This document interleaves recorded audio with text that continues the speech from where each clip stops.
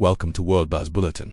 A disturbing investigation has uncovered a sophisticated recruitment web where a single female operative is allegedly luring hundreds of foreign men into the meat grinder of the Russian front line under false pretenses. From the streets of South Asia to the capitals of West Africa, victims are telling the same harrowing story.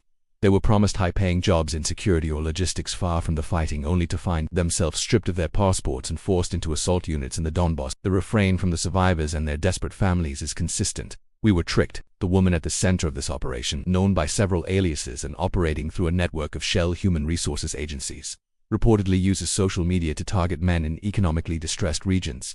She presents herself as a legitimate broker for the Russian state, offering work visas that are, in reality, military enlistment contracts written entirely in Russian. Once the men land in Moscow, they are funneled into training centers where the facade of civilian work quickly vanishes, replaced by the reality of a uniform and a rifle. The investigation has revealed several key elements of this deceptive recruitment scheme. The bait-and-switch contracts. Recruitment ads promise lucrative positions in construction or as warehouse guards, but the documents the men sign upon arrival are binding military service agreements that carry heavy prison sentences for desertion.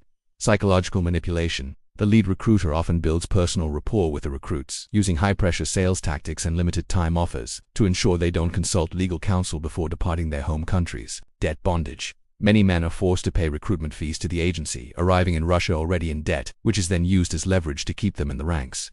International human rights groups are calling this a new form of state-sponsored human trafficking, as many of these men have no military experience and are being used as cannon fodder in high-casualty sectors. Governments in India, Nepal, and Cuba have already issued urgent travel warnings and opened criminal probes into the local facilitators of these networks.